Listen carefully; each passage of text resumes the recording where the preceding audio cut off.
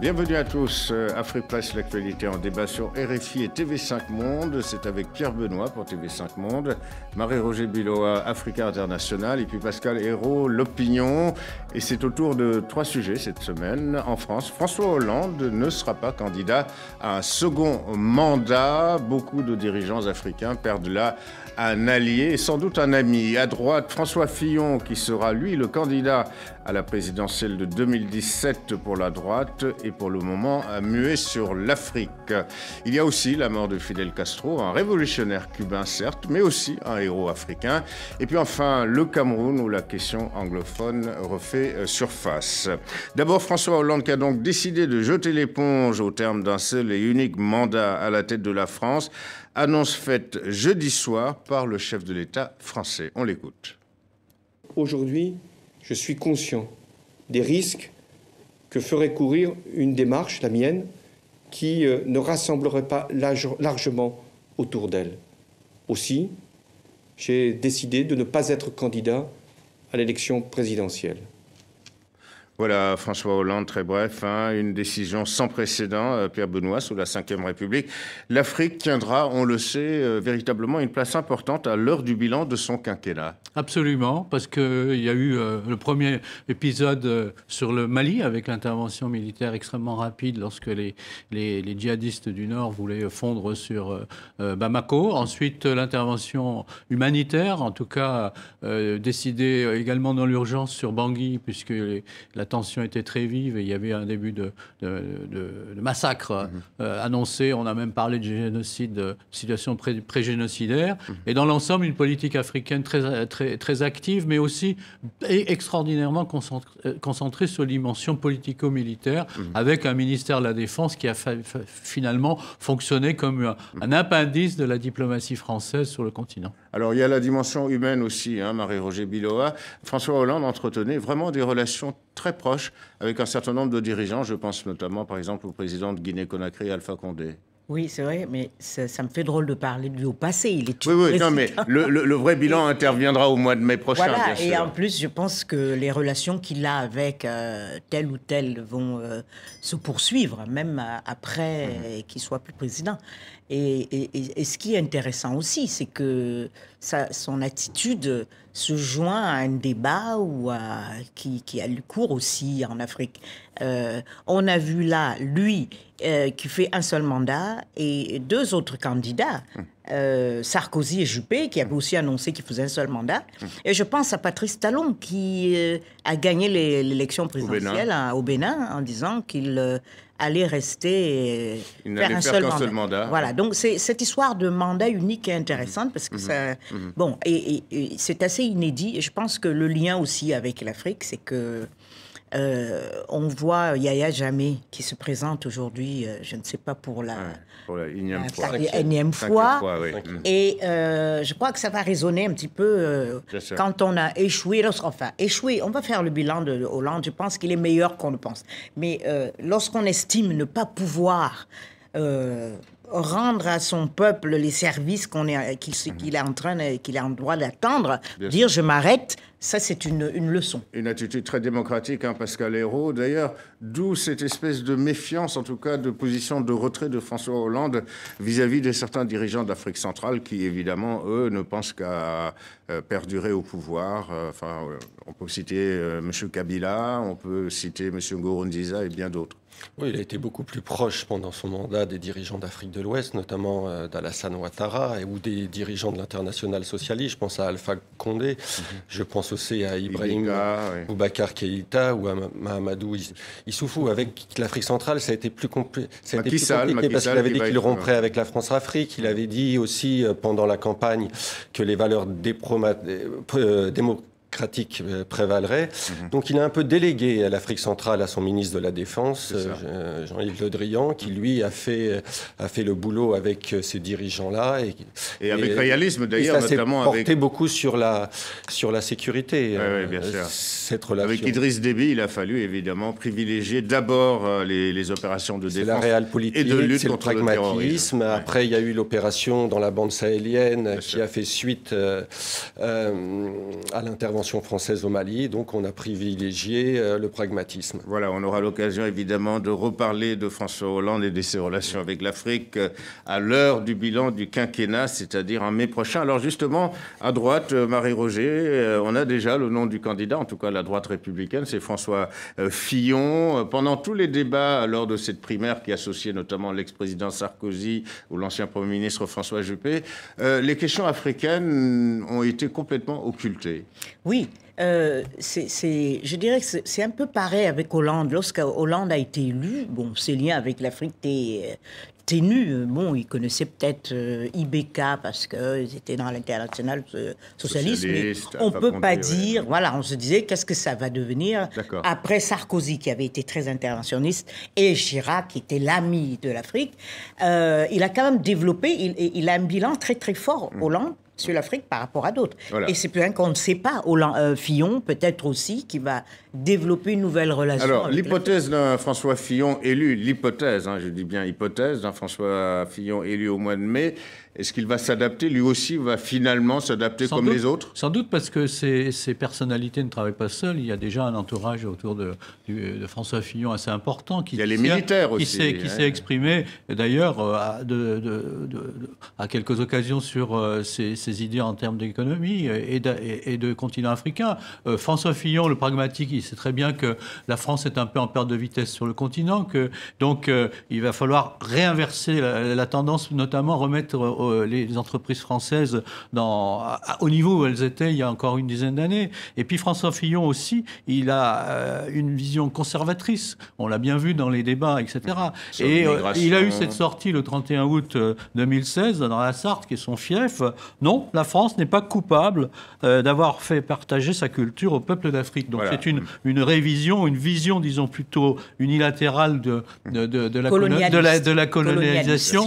Et on se demande comment on peut sortir de phrases comme ça en 2016. Voilà. Alors François Fillon qui dit aussi que l'aide à la coopération, l'aide au développement sera conditionnée à l'acceptation des pays de leurs clandestins qui vivent en France. Je pense au Mali, je pense à bien d'autres pays.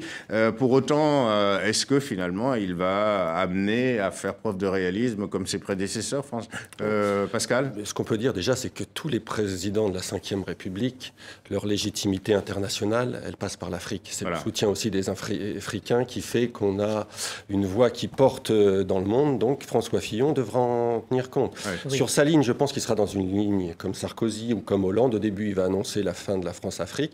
Il sera assez dur sur les questions d'immigration, mais on l'est déjà.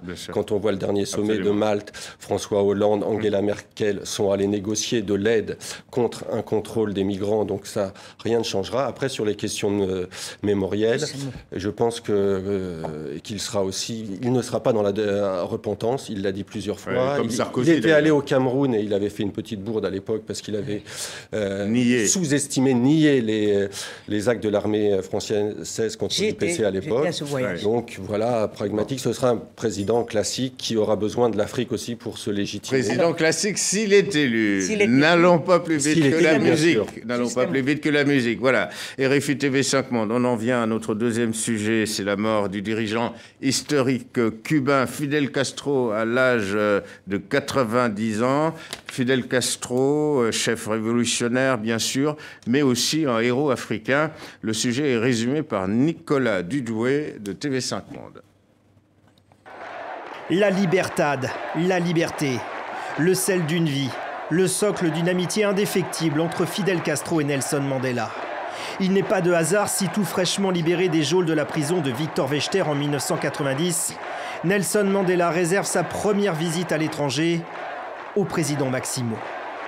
You must tell me when you are coming to South Africa. Castro, l'ami africain, soutien indéfectible de l'ANC, le Congrès national africain, le parti de Mandela, dans la lutte contre l'apartheid en Afrique du Sud et négociateur de l'ombre pour la libération de Nelson Mandela. Cuba et l'Afrique, le fruit d'une longue histoire, le trait d'union de la lutte contre le colonialisme. Fidel Castro ne s'arrête pas là. Il apporte son aide technique à la Guinée, qui conquiert son indépendance en 1975. La révolution du continent africain est en marche. La guerre froide entre l'URSS et les États-Unis est sourde et sournoise en Afrique. Cuba pousse ses pions jusqu'en Angola. 35 000 hommes sont dépêchés pour aider le grand frère soviétique à porter au pouvoir le mouvement de libération populaire de l'Angola. La victoire est double pour Castro. L'indépendance est proclamée. Sa victoire se fait aux dépens de 2 autres rébellions soutenues par les États-Unis et l'Afrique du Sud, les ennemis jurés. Castro est triomphant, mais la guerre va se poursuivre 15 ans en Angola. 1 demi-million de Cubains seront envoyés là-bas. En 1988, un accord est signé entre l'Afrique du Sud, l'Angola et Cuba pour mettre fin aux hostilités. En échange, l'Afrique du Sud renonce notamment à la Namibie qu'elle occupait. Fidel Castro reste aujourd'hui encore en Afrique l'homme de la révolution, l'homme providentiel de la lutte des peuples contre l'oppression, l'homme de la libertad. Voilà, Fidel Castro, l'Afrique, surtout l'Angola, a été, Pierre Benoît, l'un des terrains de jeu de l'internationale révolutionnaire cubaine. La Havane est entrée dans la mêlée de cette guerre civile, comme on le précise dans le sujet, aux côtés donc du MPLA, parti marxiste à l'époque, en déployant jusqu'à 50 000 soldats entre 1975 et 2002. Mais en tout, il y aura eu 1 demi-million de soldats, de rotation. Alors, ce qui a pesé, tout ça a pesé effectivement sur les bouleversements qu'allait connaître l'Afrique australe plus tard, la chute de l'apartheid, le démantèlement de l'apartheid, l'accession à l'indépendance de la Namibie, à l'issue des fameuses négociations de Londres de 1988, sous la houlette du diplomate américain Chester Crocker, mandaté par Ronald Reagan. La vérité, Hassan, c'est que Castro est devenu un mythe planétaire, justement par son engagement et son identification complète comme défenseur absolu du tiers-monde et des luttes contre le colonialisme ou contre l'apartheid. Donc il y a eu tous les épisodes qu'on a vus résumé dans le reportage de Nicolas Dudoué, et on a oublié de parler du premier aussi de ses engagements, c'était l'Algérie, puisqu'il y a eu un coup de foudre extraordinaire entre les révolutionnaires cubains et le FNL algérien, avec une visite de Castro à Alger, etc. Et la fameuse tricontinentale. Et la fameuse tricontinentale, on sait qu'à cette époque-là, Alger était la capitale internationale de tous les mouvements de libération du monde entier, y compris des Black Panthers américains, etc.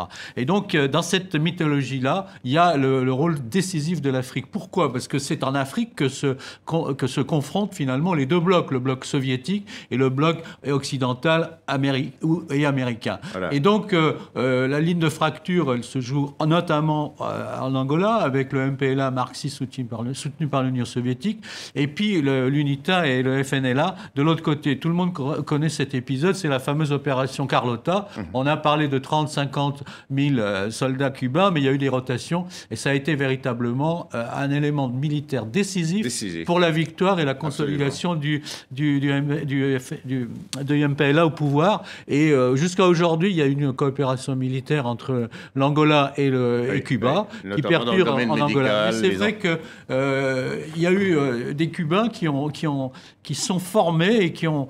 Bon, il y a eu les médecins, il y a eu les conseillers militaires, et ce rôle finalement historique qui a été donné dans la dernière partie de la guerre froide, avant la chute de l'Union soviétique, en tant que régime marxiste, eh bien, ça a permis à Cuba de se forger cette légende autour de cet engagement à la fois politique et militaire. Et une dimension planétaire, Cuba, à travers l'Afrique, puisque, encore une fois, Cuba était représenté face au grand Satan américain, entre guillemets. Auquel il a résisté. Auquel il a résisté pendant des décennies, oui. Depuis les années 60. Pour négocier effectivement l'avenir de l'Afrique australe. C'était quand même fantastique. Jamais on n'aurait pu imaginer cela, ce qui confirme d'ailleurs, ce qui est confirmé par cette visite hautement symbolique de Nelson Mandela à sa libération, donc à la Havane. Tout à fait. Et voyez-vous, ce qui m'a beaucoup frappé là, à la mort de Castro, c'est que les médias occidentaux ont baissé un petit peu le niveau de leur sarcasme, parce que d'habitude, lorsqu'un révolutionnaire, entre guillemets, meurt, on est assez goguenard, assez ironique, la caricature. Je me souviens de la mort de Sankara, ou je ne sais pas comment parler de Chavez, mais là, on voit qu'à la fois le peuple cubain, les Africains, reprennent en main cette histoire et la portent, j'allais dire, très très haut, et savent ce qu'ils doivent à Castro, bon, la guerre froide, etc., mais c'est des faits solides. Je veux dire, Cuba a changé le cours de l'histoire en Afrique. Et ça, c'est des choses australe. en Afrique, mais non, mais en Afrique de manière générale. Je pense à l'Algérie, l'Angola, mais évidemment l'Afrique australe et même plein d'autres petits pays. Il était en Guinée. Bon. Et ça, c'est des choses qui sont très solides. Ouais. Et moi, c'est cet aspect-là qui m'intéresse, c'est-à-dire les mythes africains qu'on a tendance à je veux dire, ridiculiser, ils sont repris. Là, par exemple, comme Sankara, très fortement par la jeunesse, et Sankara est maintenant une figure incontournable dans, je dirais, dans le narratif, la narration de l'histoire, le roman national, le roman africain. Ouais. Et ça, je compare à ce qu'on fait, par exemple, à des figures européennes comme Napoléon, qui a ses ombres et ses lumières. Mais voilà, je crois que c'est très important. Là, je crois que beaucoup de choses ont été dites, même le joli petit reportage qui était factuel sur Cuba, Fidel Castro et l'Afrique. Voilà, il y a des chiffres et il y a des résultats. C'est un superbe reportage. Je ne suis pas tout à fait d'accord avec Marie-Roger Biloa sur le bilan de Fidel Castro. Il est, à mon avis, c'est un paradoxe, il est beaucoup plus populaire en Afrique qu'il l'est à Cuba. Je ne suis pas sûr. On a vu la ferveur populaire de au niveau de la popularité, oui, évidemment, oui. Ça, dans le reportage, ce qui est intéressant, c'est la visite de Mandela. Mandela avait dit à l'époque, et ça résume très bien la situation, Cuba a vaincu l'oppresseur blanc en Afrique. Ça, c'était les années 60. Il y a eu l'Algérie. Il y a eu aussi l'Algérie. Pour dire l'importance de Castro, l'Algérie a décrété une semaine de deuil national, autant que pour aussi Naït Ahmed, qui est l'un des 9 fondateurs quand même du FLN. Absolument. C'est l'importance. Il est intervenu en Éthiopie, il est intervenu en Algérie, vous l'avez dit, en Guinée. Il a été partout. Il a dépêché le Tché aussi en RDC. Le Tché était au Mali. À une époque. Aussi, par contre, à Cuba, moi j'y étais il y a 2 ans, quand vous parlez avec la population, avec les jeunes, Castro, c'est aussi un disque rayé. Oui, oui. C'est l'homme du passé. Alors, l'homme de répression aussi, de la répression. L'homme de la répression. Politique. Tout ne lui est pas imputable. Il y a eu un injuste embargo qui a duré toutes ces décennies et son bilan. Mais pour la population cubaine qui vit avec un double système monétaire, avec des salaires très très bas, avec un début de libéralisation qui crée des inégalités sociales encore plus grandes maintenant. Je pense que on n'a pas laissé que des bons souvenirs. Juste un mot de la synthèse. Juste un mot. Pierre Benoît, juste un mot. Il a quand même fait aussi exécuter Fidel Castro Ochoa, qui était l'un des héros de la guerre d'Angola. Le général Ochoa, qui a été un des commandants en chef des forces cubaines en Angola, a été parce qu'il y a eu des règlements de compte au sein du bureau politique. Donc c'est le système soviétique que décrit indirectement Pascal Hérault. Moi, ce que je voudrais dire, c'est quand même, il faut reprendre cette idée de Marie-Roger. Je pense que c'est très important dans cette phase de 50 ans après les indépendances, 55 ans après les indépendances, de voir comment l'inconscient collectif sur le continent africain continue d'être travaillé par ces figures et par cette mythologie de la lutte pour la libération nationale, etc., etc. Parce que, justement, il y a plein de régimes qui sont bloqués en Afrique, et cette jeunesse, elle cherche à s'identifier dans une narration auquel elle adhère. Je pense que c'est très important. Marie-Roger, 30 secondes. Je voulais dire... évidemment, Fidel Castro, long règne, a aussi ses zones d'ombre, on peut en parler, mais une chose aussi que moi, qu'il faut relever, c'est qu'un peu de racisme, je veux dire, il y a vis-à-vis des Noirs. Quand on regarde la population cubaine, on se rend compte à quel point elle est sombre, les peaux. Et le directoire du pouvoir, enfin oui, autour est majoritairement blanche. Et il y a eu des problèmes. On a connu Carlos mort, des gens qui se sont rebellés. Et ça, c'est là aussi une des zones d'ombre qu'il faut signaler. De ce pouvoir cubain. Je voudrais juste ajouter une chose. Il y a des centaines de milliers d'étudiants africains qui sont passés par Cuba aussi, qui ont formé des ingénieurs agronomes, des médecins. Oui, absolument. C'est un bilan solide. Ils gardent une image de Cuba assez extraordinaire, notamment dans les années 80, où il y avait de quoi vivre, la gratuité des sports, la gratuité du système de santé, une économie. Mais c'est énorme tout ce qu'on dit. Ils gardent ce souvenir-là avec beaucoup de nostalgie. C'est un bilan énorme. Tout le monde ne peut pas en dire autant. Voilà, et non pas justement Marie-Roger Biloa, à votre pays, au Cameroun, hein, sans malheureusement le temps d'avoir l'illustration, au Cameroun où les zones anglophones du pays sont en proie à des tensions. Ce n'est pas nouveau, mais ça se manifeste cette fois de manière très aiguë. Alors, et la tension reste vive hein, dans les villes de Bamenda et de Buea, les capitales respectives des régions du nord-ouest et du sud-ouest du Cameroun. Alors, tout est parti d'une contestation contre ce diktat du français imposé aussi bien au barreau, donc les avocats étaient en colère, que dans l'enseignement. Oui, il y a un manque de lisibilité sur ce que veut faire le pouvoir par rapport à cette zone. Est-ce que on veut effacer toute trace d'anglais et faire une unité linguistique forcée? Enfin, sinon, c'est pas, sinon on ne comprend pas. On a été progressivement d'un régime où il y avait deux langues bien distinctes. Et je sais, quand on était à l'école, tout était bilingue, on insistait, les formulaires administratifs, la télévision, les journaux on avait deux personnes, une personne qui parlait anglais. Alors, qu'est-ce qui explique ce recul? Alors, ce qui explique déjà, sous Ahidjo, Ahidjo a fait l'unification, déjà parce qu'il y avait deux États fédéraux. Ensuite, il a fait l'unification parce qu'il trouvait que c'est trop cher d'entretenir deux régimes, etc. Mais il a oublié une chose. C'est pas seulement des choses sur le papier, mais des gens qui ont grandi avec une culture, une tradition anglo-saxonne. Et ils en ont marre de l'hégémonie française, de la langue française. Et qu'il faut en tenir compte. C'est des choses qui existent. On ne va pas se battre pour l'anglais ou pour les français, qui sont des langues coloniales, mais sont maintenant des langues africaines. Absolument. Je pense que Marie-Roger a raison. C'est des manifestations d'identité, Pierre Benoît. Mais c'est plus que ça. Ça met en cause l'évolution actuelle du Cameroun dans son ensemble. Pourquoi? Parce qu'en 72, Marie-Roger le souligne, Ahidjo a fait un coup d'État. Il a biffé d'un trait de plume le fédéralisme. C'est-à-dire que au moment de l'indépendance du Cameroun, le pays s'est vu adjoint deux provinces anglophones qui se sont détachées du Nigeria et on a formé la Fédération du Cameroun en 61. Très bien. En 72, Ahidjo, le dictateur, donne... C'était pas deux provinces. Le premier président, voilà. Ahidjo, il biffe ça d'un trait de plume. Et qu'est-ce qui se passe depuis lors? Eh bien, on est dans une logique de développement francophone à marche forcée. Et ça a pété dans l'université de Bamenda parce que l'université de Bamenda, elle tourne beaucoup mieux que celle de Yaoundé. C'est la réalité. Tous les experts le disent. Moi, j'ai lu ça à peu près sur plusieurs sites. Et d'autre part, les professeurs francophones de l'université de Yaoundé sont commencés à débouler pour enseigner à Bamenda. C'est ça qui a mis le feu aux poudres. Oui, et derrière, les avocats et les notaires de la région anglophone se sont mobilisés pour la même chose parce qu'il y a eu une réforme du code pénal. On a découvert que ça a été traduit en anglais de façon lamentable, avec une traduction directe du français avec Google Translate. Voilà, avec zéro expression idiomatique anglaise. Et donc c'est sur la culture que ça explose.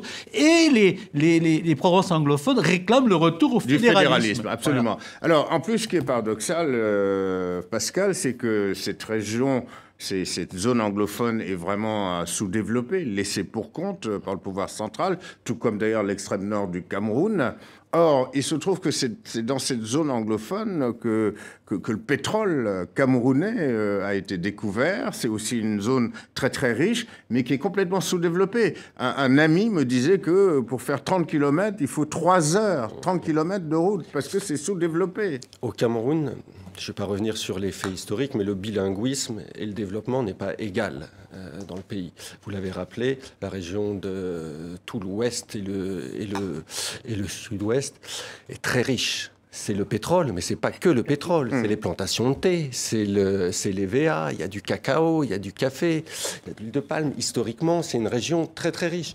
Les infrastructures routières n'ont pas été développées. Moi, j'ai ces images d'un reportage que j'avais fait il y a quelques années dans un hôtel, le charme suranné, où on a l'impression que tout est vieillot. Il y a encore, on essaye d'avoir encore un peu d'élégance, de style, avec des serveurs habillés en blanc, on sert sous cloche, mais tout est rouillé. C'est comme un Cuba avec les voitures américaines. Et ce sentiment d'injustice des populations, de ne pas être traité de la même manière.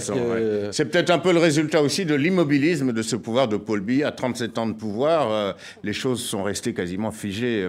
Alors, Marie-Roger, il y a un immobilisme. Deux secondes. Il y a un immobilisme, surtout, il y a un Premier ministre anglophone qui fait partie du deal, mais qui ne fait rien. Il ne sert strictement à rien. Voilà. Et je crois que ça, c'est un des problèmes, parce que, évidemment, on peut toujours déléguer ce qu'on veut, mais c'est vrai, j'ai dit le sentiment d'injustice. C'est-à-dire, on a une très bonne université là-bas, et tu es formé en anglais, tu as les diplômes, etc., tu n'as pas de boulot. Encore moins que ceux qui ont été formés dans la partie... Sans parler du combat contre Boko Haram dans le Nord, qui est aussi une zone abandonnée. Mais donc le Cameroun est une pétodière aujourd'hui. Mais on ne peut pas parler de développement inégal, parce que là, je vais vous dire l'Est, le Nord... il y a beaucoup de zones déshéritées. C'est pas ça. Voilà, c'est la fin de cette émission. Et avant de nous quitter, une pensée pour le sculpteur sénégalais Ousmane Sow, qui s'est éteint à l'âge de 81 ans. Il s'est fait connaître par ses sculptures géantes de guerriers Nouba, mais aussi